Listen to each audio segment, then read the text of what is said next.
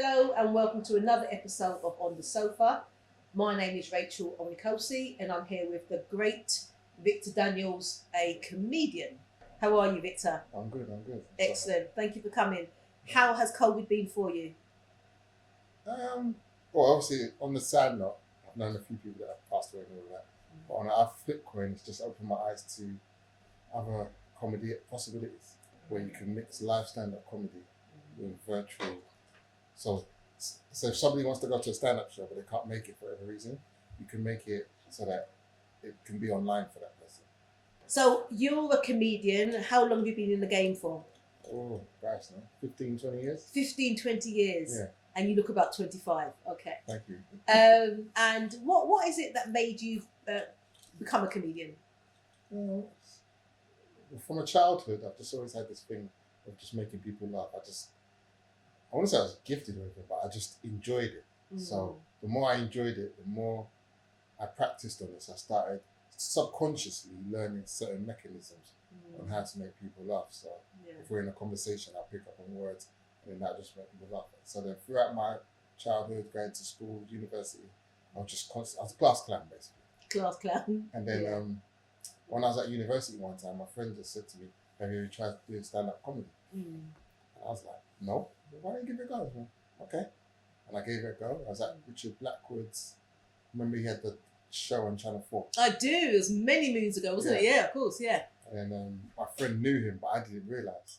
So we're in the audience. And then at the interval, with the cameras off and everything, Richard Blackwood said, I heard there's a comedian in the house. But I'm not thinking he's talking about me. Yeah. Like, Victor Daniels, can you come down? Like, what? It was so surreal. So I went down and he said, make the audience laugh. And he gave me a mic. I wasn't prepared. It was my first ever time to be for an audience. I said 3 jokes. 1 really worked. Second one was okay. And the third one was just... But after that moment, I looked at the audience and I said, I could do this. Between the age of maybe 5 and 15, what were your early memories of comedy? The only thing I remember from comedy was I used to have the Eddie Murphy Delirious tape. With that, I'm giving away my age. Yeah. I had the VHS Eddie Murphy Delirious, and I also had lots of Jackie Chan films, and both of them were very comical people. Yeah. So that was, especially Eddie Murphy Delirious, I could watch. I never only watched Raw later on, but Delirious, I just kept on watching again and again and again. Yeah. Now I didn't realize at the time he's actually teaching me about the art of stand-up. I'm just thinking it's funny, but subconsciously I was learning about rhythm and punchlines, presence, and being crazy with your comedy. So I didn't realize at the time I was getting tutorials from Eddie Murphy. Wow. I think that was because I did a show once and the guy said, you're not Eddie Murphy. But obviously maybe some of the stuff I'd seen had rubbed off on me. Your early influences, as it were. Okay. Could you talk to me about your kind of best and worst performances? So talk to me about a time where it was just so successful, everybody was laughing, and you were like, well, hey, this is the field for me. And then also talk to me about a time where you look in the audience and you can see people frowning or they weren't laughing, especially where the punchlines were, and how you kind of dealt with all of that.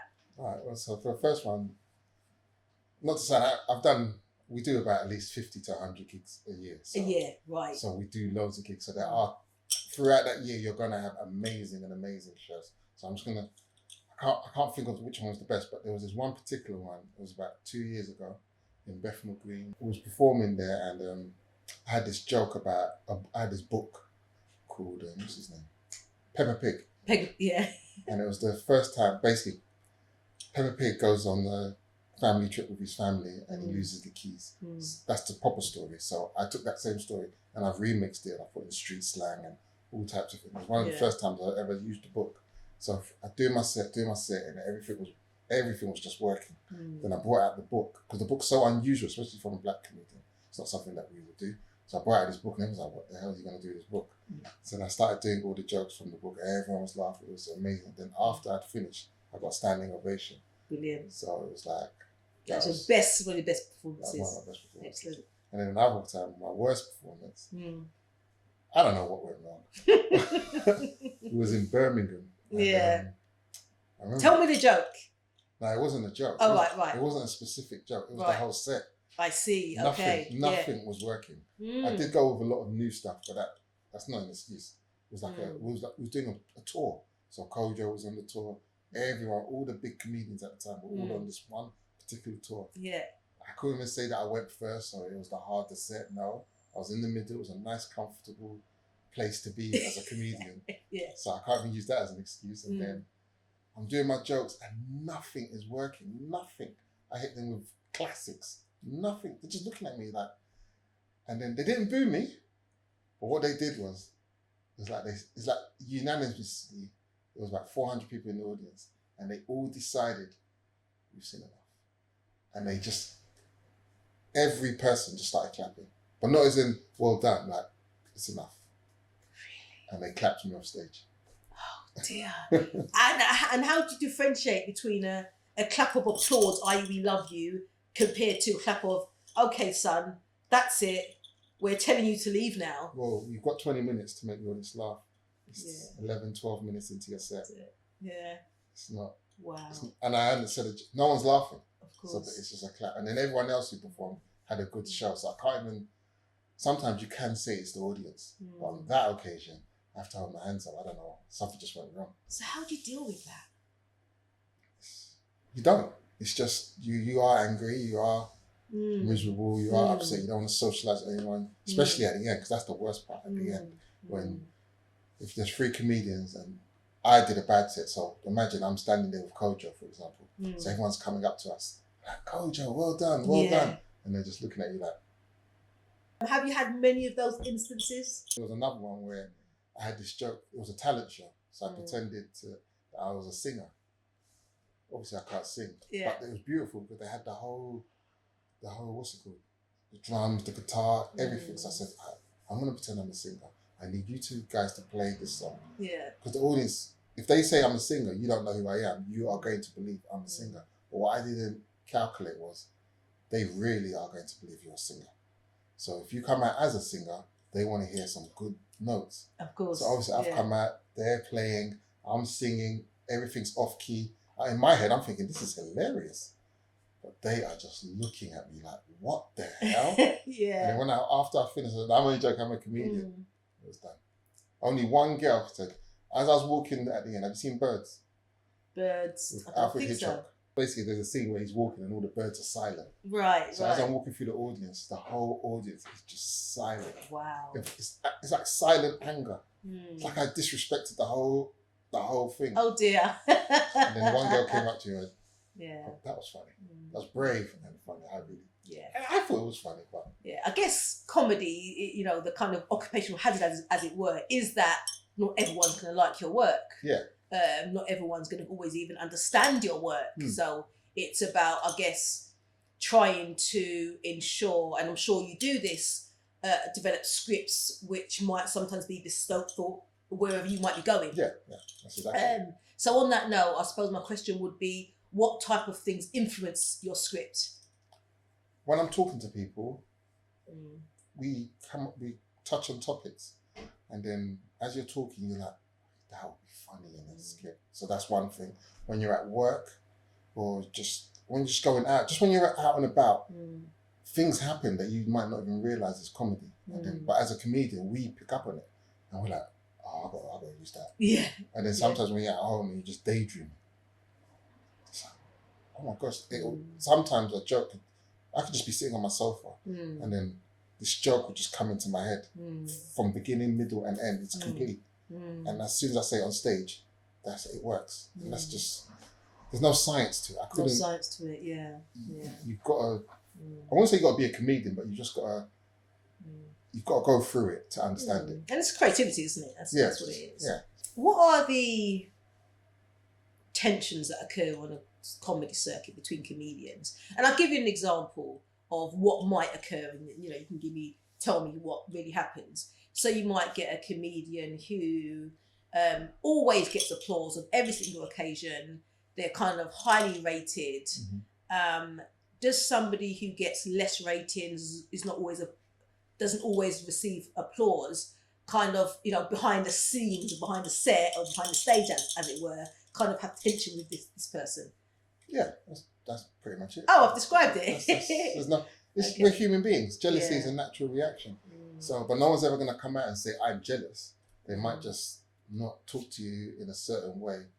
They might not show you the same respect as they show another comedian. But how you explain is exactly how it goes. And I always look at it as, if you're a footballing person, you've got Liverpool and Arsenal.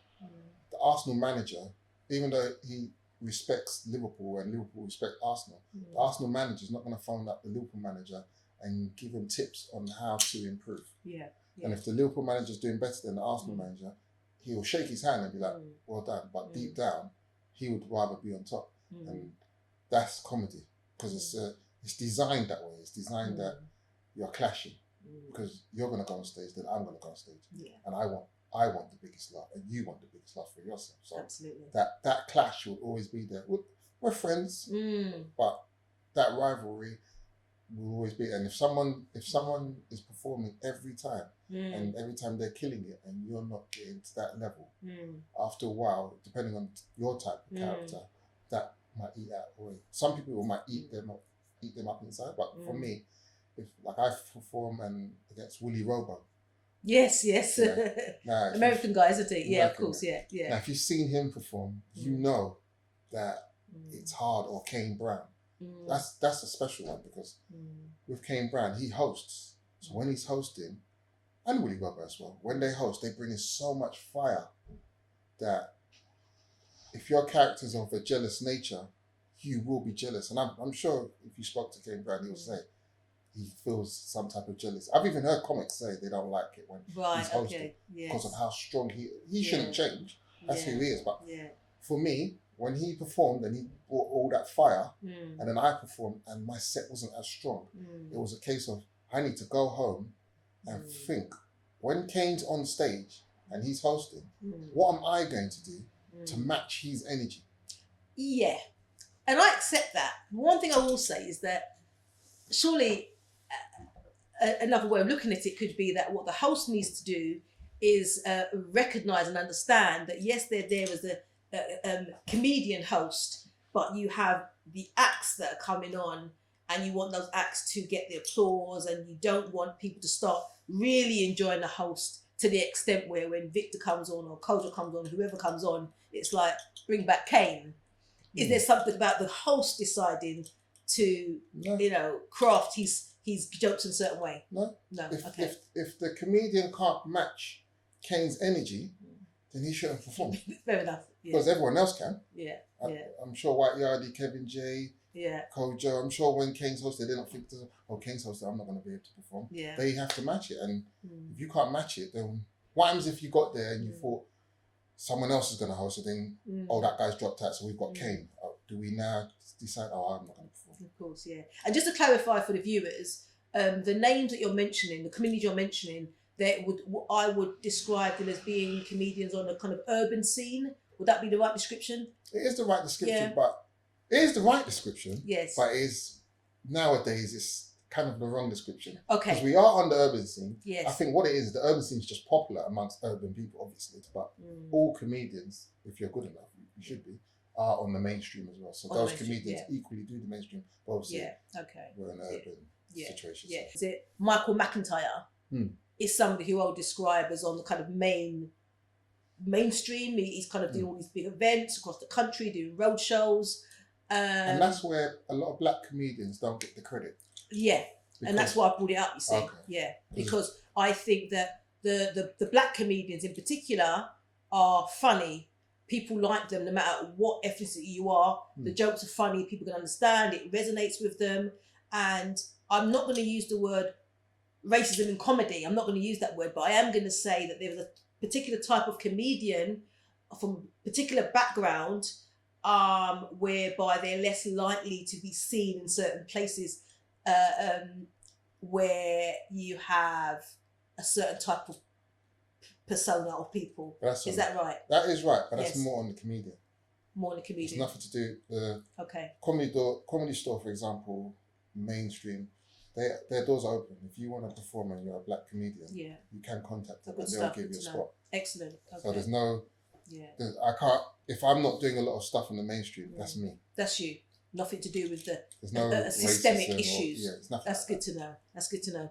You mentioned Kane Brown, you've mentioned Kojo, Kevin J, White Yardie, I think you mentioned, and the various others. In your opinion, who are the best comedians on the circuit and why? Oh wow! Yay!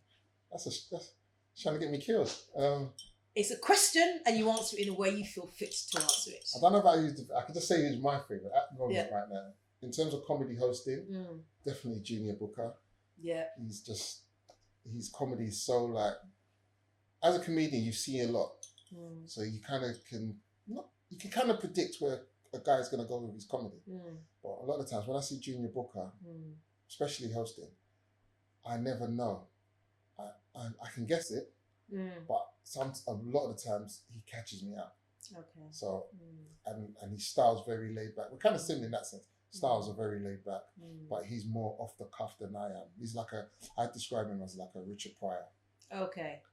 So Junior Booker, if you're watching, Victor's a big fan of yours, as you probably know. Anybody else? Who else? Curtis Walker, always. Yeah. Because he's just a natural. If you've got 10 comedians, only 1 or 2 of them are naturals. You can actually sit at home and break the science down and become a comedian. Yeah. But with Curtis Walker, I believe he was just a natural. He was born to do this. There was no other career path. This was it. Curtis Walker. Curtis Walker. If there was 2 comedians that I should have on my sofa in the next 2 months, who should that be? To be interviewed like you. I'll say Junior Booker, and if you can get him, I'm just trying to figure who would excite. If I can get anybody, that's the first thing. Oh, yes. sorry. It's okay. I'd say Curtis Walker. A-Dot. A-Dot. That's definitely another one of my favorites. Fine. Okay. Another kind of challenging question, as it were.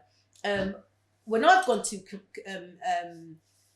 comedy shows on the scene that you're on, there's often this I ask about any Nigerians in the house, any Jamaicans in the house, any Congo, and then it seems like the comedians, what are they trying to do when they're doing that?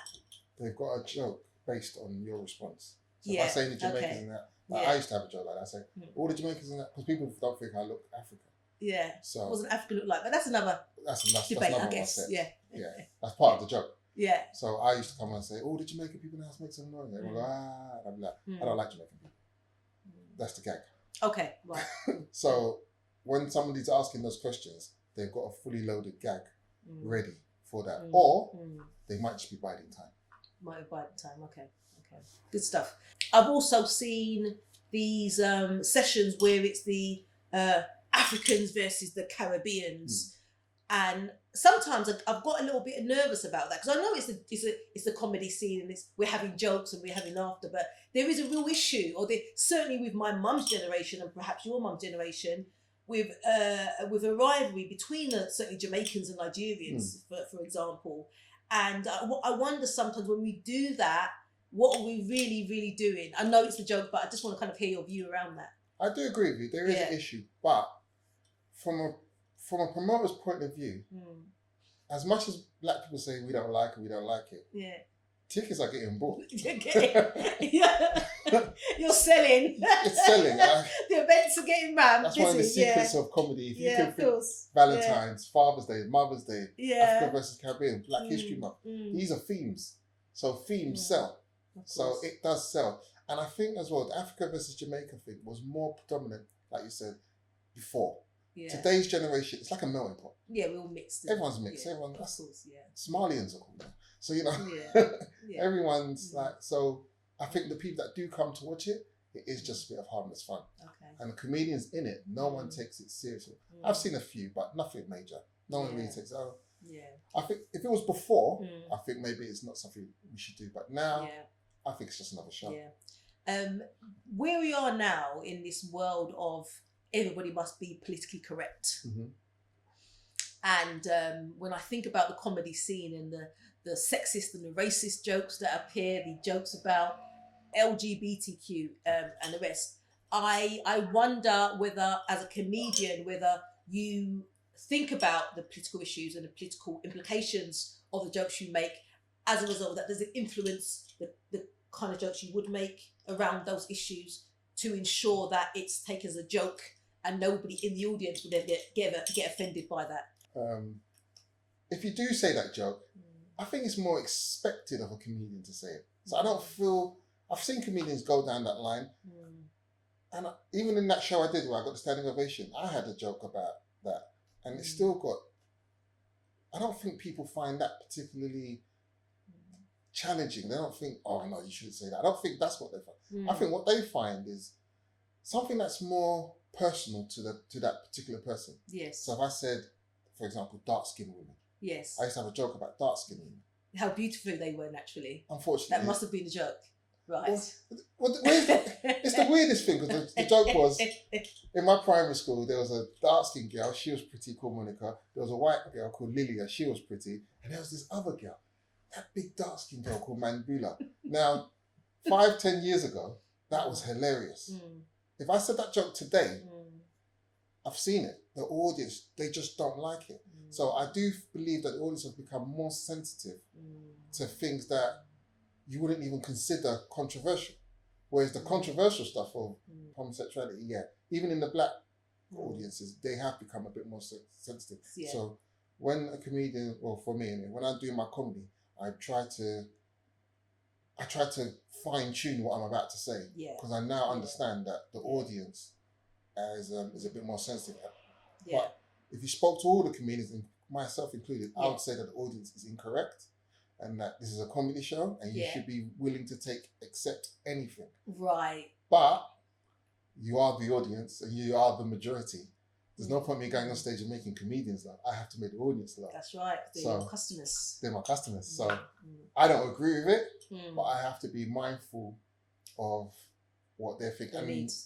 And especially now as well, because of the social media impact, comedy is no longer just I pick up the mic and go on stage. The comedy now is you film yourself, you put it on Instagram or whatever social media platform.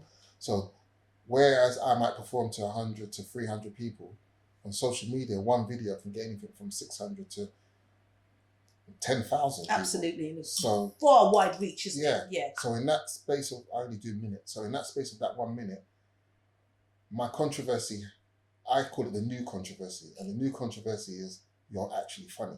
Because if you're funny on a consistent basis, people start to think, wait a minute, how does he keep going every day or every week? He's funny, he's funny, he's funny. That becomes the controversy. So rather than saying something that might upset somebody, I try to stay away from that. And I still get it, because yesterday I did a video and I said that there was this video of some African guy doing something absolutely crazy.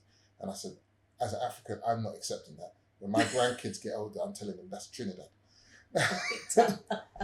We can't say that in this world, you see. But it's because you're trying to get those jokes. You are going to touch nerves. So although that did, I think that did about 3,500 views, which is a lot for me. Although that did really, really well, there's still one or two comments in there were like, no, why are you talking about Trinidad? But if you actually listen to the joke, I'm lying. I'm saying it's Trinidad because I don't want to admit to my grandchildren, of course, that it's Africa. I get it. But I get it. That's the margins of anything further.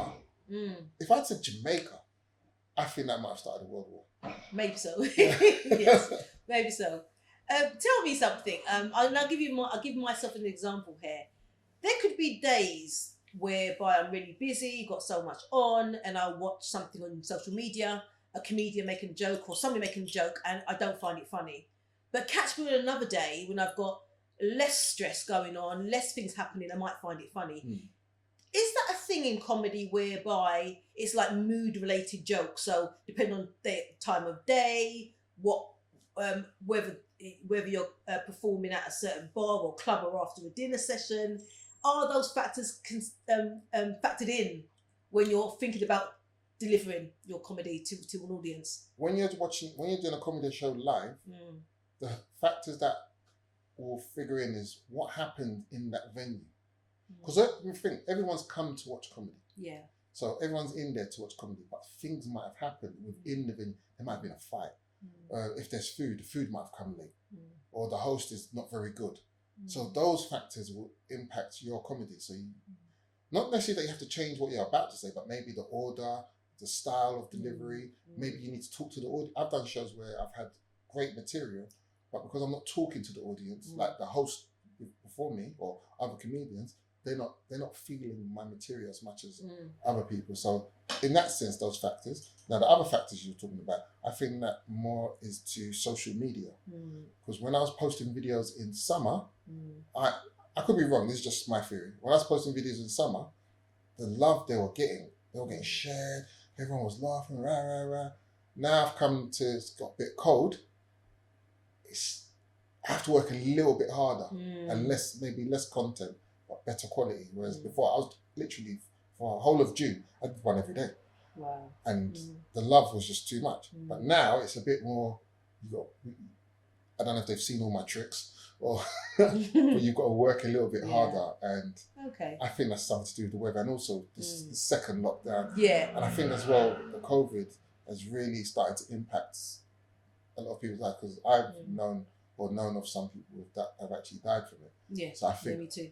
I think a lot of that's impacting people's life. So when I'm on social media doing all these jokes, sometimes people they're just not in the mood for jokes. Not in the mood. So I think what you're saying is it.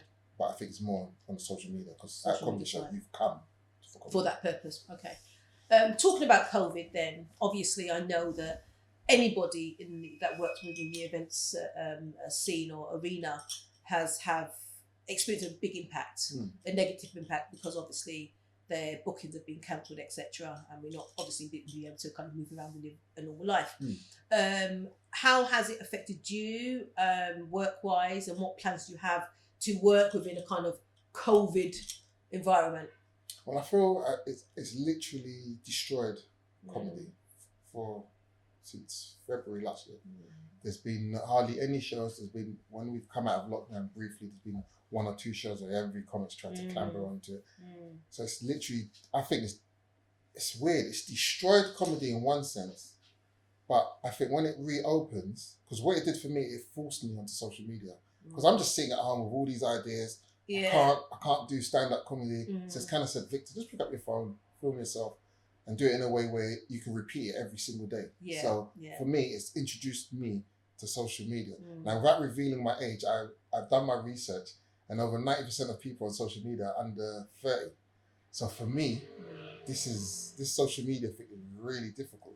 So it's really made me turn on that comedy brain and really try and get that thing ticking. And it's introduced me to a bigger fan. I didn't even have a fan base before, but it's actually introduced me to a You've got one now. I've got a little one, It's taken away the money, but it's added to the creativity. Fantastic. And you do have something coming up in July, I know about. Talk to me a little bit about that, because we want to do something for you around that. So let's let the viewers know what's coming up. Okay, so on the 24th of July, I'm incorporating live stand-up comedy with you being able to watch it at home from the comfort of your home. Excellent. So on the night, we've got Junior Booker hosting, Axel, Prince Abdi, Nico, and this young fiery comedian called Kyra, who's just starting out. So what we plan to do is, they're going to be performing at Streatham Theatre Space on the 24th of July in front of a live audience. Hopefully we'll get about 60 people because of COVID. Brilliant. We only have a certain amount. But what we're going to do, we're going to film it, and we're going to broadcast it live into people's homes. Okay, so stream live to people's homes. Yes. And they would watch it via Zoom or something, or it's called Lucra Live. Lucra Live, okay, that's good to know. Site. Yes. And basically, the tickets are just £2. I've tried to make it as cheap as possible. Yes. But that's just for a limited while. Okay. So you just buy a ticket, you get the link, tap it in on the day, and you'll just watch the very best in urban stand-up comedy. Strangely enough, I'm not performing, but if there's time, I will perform. Because it's my first time of doing it online and live, I just thought I just need to focus on making sure that everything's... That's great. So let the viewers know that. So we have on the 24th of July, a comedy show being hosted in the Streatham Theatre. We have some great comedians there. Junior Booker, Axel, Prince Abdi, Nico, and Kyra. In terms of, it's going to be a live audience there for about 60 people. Onthesofa will be offering 2 free tickets to our viewers, so please get in touch if you like 2 of them. But for those that would like to stay at home and stream the comedy show, we're offering 25 free tickets for you. So please get in touch with us so we can issue you those tickets. How does that sound, Victor? Perfect. Fantastic. I thought it was just one free ticket we're giving away, about 25. No, yeah. So 2 free tickets for the live show. Okay. So somebody and their partner or 2 friends. Yeah. And 25 tickets costing £2 each to 25 people that contact our show, subscribe to our YouTube channel, give us some good comments. They'll be able to stream your show. So that's brilliant. I like to see this being done. You've been in the game for 15 years. Mm-hmm. You know your stuff. You know the networks, you know comedians. What would you say to aspiring comedians out there? How best to kind of get into the game and make it happen for them? There's 2 things you're chasing. There's 3 things. You want the money, you want the adulation, and you want the creativity. Yeah. You've got to learn to combine all 3. Because my mistake was I wanted the creativity. Now what I mean by the creativity was I'm a comedian. I want to make these people laugh. How am I going to make it? I'm not even thinking about how much I'm valued at. I'm not thinking about the money side of things. Like, for example, I think I told you before, a venue in Scotland that I wanted to perform at, this massive venue. I think it's called the Strand. I said, I want to perform that. I sent them emails and they got back to me. I was so excited. They're like, yeah, come down. So they said, come to Glasgow, come to Edinburgh, come to Newcastle. This is what I mean about chasing the creativity. So come to these 3 towns. I'm like, okay, cool. Are you going to pay for my travel? No. Are you going to pay for my hotel? No. Any rational human being, after hearing that, will just say, I'm not going. But us creatives, and I've heard of people doing this, not just me, us creatives, we just want to go on stage, do our comedy. That's how passionate we are about comedy.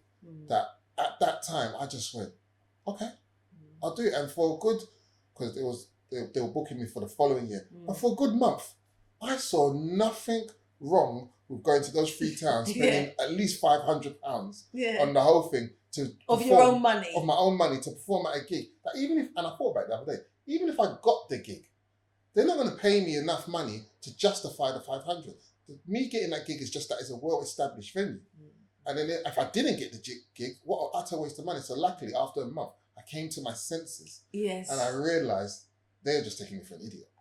So to any aspiring comedian, you've got to think of, chase your talent. Yes, go do a free gig. I'm not saying don't do that. But do that 5 minutes away from you, or you're in London, stay in London and do the free gig. Travel to Oxford Street or wherever you have to. So you can practice your talent. You've got to practice your talent. And when you start to realise that you are making people laugh, you've got to ask questions. How much do I charge? And get with that. And if you're not, I'm not good at all that money stuff. If you can get someone to be your agent, it could even be your friend. But get someone to represent you, because it's easier. When someone's representing you, they can hype you up. It's hard to hype. It's hard to say, oh, I'm Victor Daniel. I've been in comedy for this long. I'm amazing. It's hard to say that about yourself without sounding like an idiot. But if you've got someone saying it for you, that's perfect. So, but chase the creativity. Make sure you are talented and get onto social media, because the whole game's changed. It's not... I did a show once and this guy... I was going on first and this guy was going second. First is the hardest spot. And I said to the promoter, why is he going on second? And then he was like, oh, you ain't got as much followers as him. So what if he's got followers? What's that got to do with comedy? He said, no. But it was the right decision on the promoter's point, because that same guy I was talking about was called Sideman. And this was when he was blowing up, and he was in his hometown, I think Birmingham or Manchester. So it was the right decision. So as much as you're funny as a stand-up, if you have no social presence, it does count. Someone who's not as good as you, luckily Sideman was as good as me, but someone who's not as good as you will get that spot over you just because you've got a social presence. So you have to build that social presence. And it's easy to do. Just do your comedy. And if whatever, just learn from what doesn't work and just improve it. And so that's the creative. And so know your value, and the game's always changing. Just keep your eye out. Don't stand still, and don't make no enemies. Don't make no enemies. That's a real good one. Absolutely. All of them are good, but that is one that people probably just wouldn't say. They don't think like that. You don't have no opinions. Brilliant. Okay, so some personality questions now. 2 scenario based. The first one is, you found yourself in financial difficulty due to personal reasons. You see somebody drop a bundle of money. You pick up the money, but by the time you glance up, the person disappears. Do you give the money to the local police force with a description of the person? Do you leave the money with a nearby shop in case the person returns to look for the money? Do you keep it as it's probably a gift from the universe to you? Or do you share it between some youths hanging around the shops? No, I keep it. Even if I'm not in financial difficulty, I'm keeping it. You keep it because it's a gift from the universe to you. From you. And by law, yes, if you find money on the floor and you don't know who the owner is, it's technically yours. By law, if you find money on the floor and you haven't tried to find leads to find the owner, that's when you can. That's what I'm saying. But if you can't, if there's no one around, it's like. Yeah. Okay. So you keep it, Victor. It's fine. You're allowed to. Second scenario-based question is: you're late for a work client meeting, and you know it would be very embarrassing and unprofessional of you to walk in the meeting 30 minutes late. Do you miss the meeting saying you're sick, casually walk in as if to say you're early, like give them a look like what is it, attend the meeting but orchestrate an exaggerated limp in your leg, or make a big excuse about a car accident driving into the meeting? That's a tough one. I think the last one, I'll make some excuses. Because you're a comedian, that's why you'll probably do that. I'll go in there with paint and say Will Smith. Yeah, people normally don't choose that answer.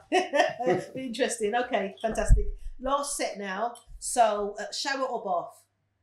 Shower. Cinema or Netflix? Cinema. Uber or black cab? Uber. Boris Johnson or Keir Starmer?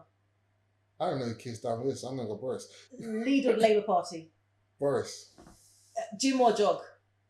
Gym. In terms of popcorn, sugar or salt? Sugar. And do you prefer to read or listen to music? Ooh, tough one. Listen to music. Oh, excellent. Trying to sound educated. That's the end of the personality questions. I just want to quickly just repeat that there's an event on the 25th of July at the Streatham Theatre, being hosted by various comedians, which you would have heard earlier. If you want any free tickets, we're offering 2 to a live show and 25 to be viewed from your house, which will be streamed directly to there. Victor, where can people find out more about you? I'm Comic Vic on Instagram and Victor Daniels on Facebook. Excellent. Thank you very much. No worries. And hopefully we keep on talking. Definitely. Yeah, thank you. I